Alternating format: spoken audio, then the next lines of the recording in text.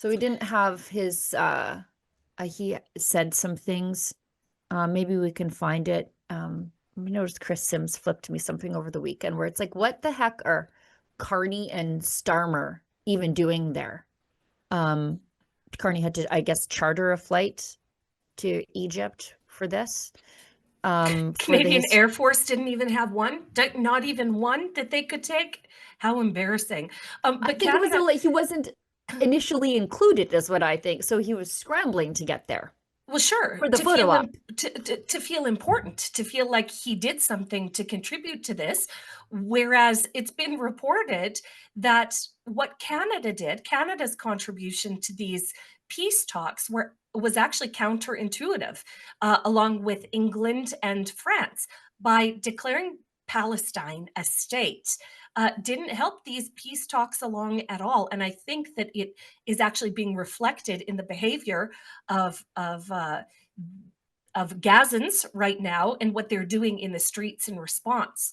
Trump, and it needs to be said, leading up to the American election, all we heard was if Trump wins, it's going to be World War III. It's going to be World War III. And this was reflected through Chrystia Freeland, who said, this is an existential threat. We must explore nuclear options, right, with our dispute with the United States. And now now the government of Canada wants to take credit for this peace deal. It is insane. Trump was pretty clear about who he was dragging also, because he made this like passive-aggressive remark that is actually more aggressive than passive. It's just kind of funny.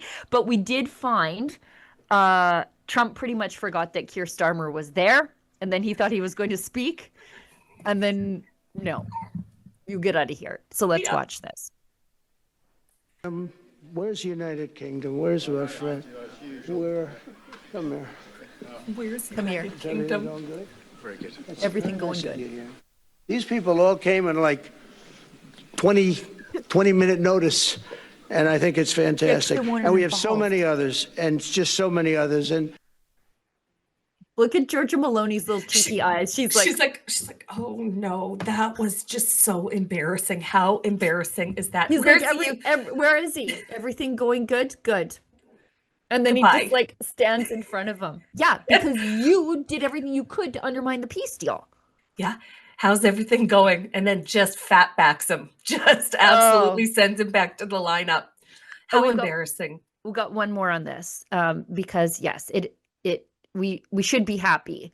But I do want to take a victory lap around the people that, as you rightly pointed out, said Trump's going to get elected. It's going to be World War III. And peace is breaking out in the Middle East again. We've got this from Trump. I've known so many of you for so long. You're friends of mine. You're great people. There's a couple I don't like in particular. What couple are those? Starmer, Carney. Starmer, Carney, Emmanuel Macron, right? Yeah, yes. Right. Yeah, those three. Let's watch this. It's funny.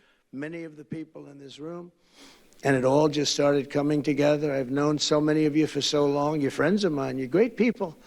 I have a couple I don't like in particular, but I won't tell you who. I have actually a few of them I don't like at all, but you'll never find out who they are. Well, maybe you will, come to think of it. But New York, I met with... the ones he doesn't like don't have trade deals yet. Canada. Right. There's that. That's like there are hints. You know what I mean? He might not come out and say it, but there are hints. Oh, he doesn't have to tell us. We know. We just saw what he did to Starmer, rightfully so. Mm-hmm. Let's keep going. Carney posted this on X. As if, the gall of this man. The first phase of today's historic peace plan has been signed, opening a new chapter for Israelis, Palestinians, and the world. Canada commends the leadership of President Trump and leaders of Qatar, Egypt, and Turkey for enabling this step toward a just and lasting peace. And then Honest Reporting Canada is just dragging him in the comment section. While POTUS was working hard on a deal to secure the hostages after 2 years, you, Keir Starmer, and Emmanuel Macron were busy virtue signaling by preemptively recognizing a Palestinian state, which actively hurt the negotiations you're now applauding. Let's go down and see what Vivian Bersovici, former diplomat under Stephen Harper. She was actually the Canadian ambassador to Israel under Stephen Harper. She has things to say. She's always just constantly dragging Carney on this stuff. She says, "You are so unprincipled, whichever way the wind blows, you bend," and it's Turkey in English. Yeah, you can always tell where people are in that sort of stuff. Like when they overly enunciate Arabic words. I'm like, oh, I see. Yes. Good virtue signal. Yeah. Yeah. Good job, guys. Anyways, just an opportunist. I mean, it's weird how Trump can actually get a peace deal done in the Middle East, but he can't get something done with Canada. What does that tell you about the quality of the negotiating table that the Canadians are putting forward? Well, what does it say when Canada can't negotiate with anybody other than the EU? Mark Carney has one playbook. It is sort of the big one world government situation. And Mark Carney lost the United Kingdom in the Brexit vote when the people of Britain said no thank you to the European Union. What has Mark Carney done ever since is he's trying to add a country back, this is Canada, back into the European Union. Right. He lost the UK and now he's adding Canada. Oh, that's such a good point. It is like nobody asked for this.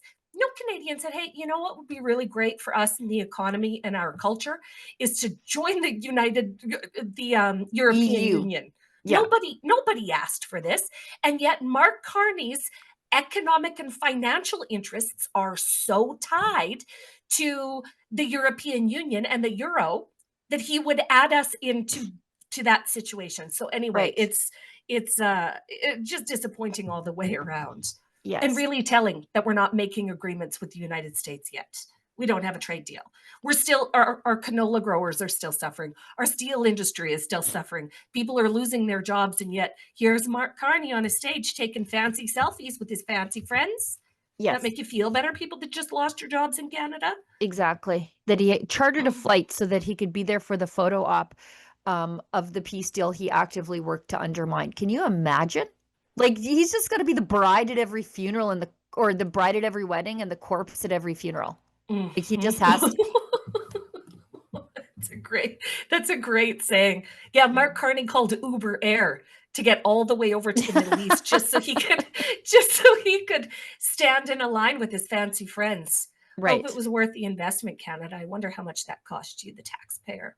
Yeah, Paul Yep says 2 years after Hamas's sadistic attack on innocent Israelis, the families of 20 hostages are finally able to hug their loved ones.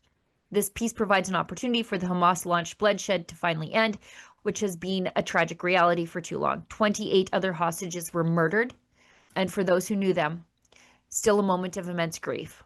We hope their bodies will be quickly recovered, so they didn't obviously give all the hostages back. And their families, friends, and loved ones might be able to find closure with their return. The October 7th attacks were the darkest day for all the Jewish people since the Holocaust. Through it all, Jews and Israelis around the world have shown incredible resilience with hope that the safe return of the hostages could bring the war to an end. We thank President Trump for his leadership, negotiating a peaceful closure to this war, and hope that it serves to bring lasting generational peace. Never forget and never again. That is the statement our Prime Minister should have made. Yes. And this is the statement the government of Canada would have made had the election not turned out the way it did in this last federal election. That's a perfectly encapsulated message and right on point. Good for Polyev. Yeah. And not in there just taking credit. Like Carney, like a vulture. What a scavenger that man is. Okay, let's go to Carney's hot mic.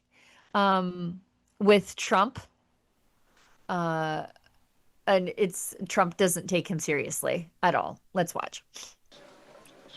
Is he going back? No, I'll go back eventually. I'm glad you upgraded me to president. Oh, did I say? Great stuff. It's good. I started. He said he'd Great stuff. That was great. That's so funny. So at some point, Trump had called him the president of Canada. Right. Doesn't even know his title. Like, Trump couldn't care. Cares so little about Mark Carney that he doesn't even care about the title. No, like so inconsequential. But then says, I could have called you governor. Yeah. At least I didn't call you governor, and gives him the like, careful. He's frail. Great. He's osteoporotic. Yeah. He's running off to the to the medic. emergency treatment. Yeah, the emergency treatment tent. Oh, he's gonna come back with his arm in a sling next week. Wearing a diaper 'cause- for being butthurt. Yeah, because Trump hurt his arm.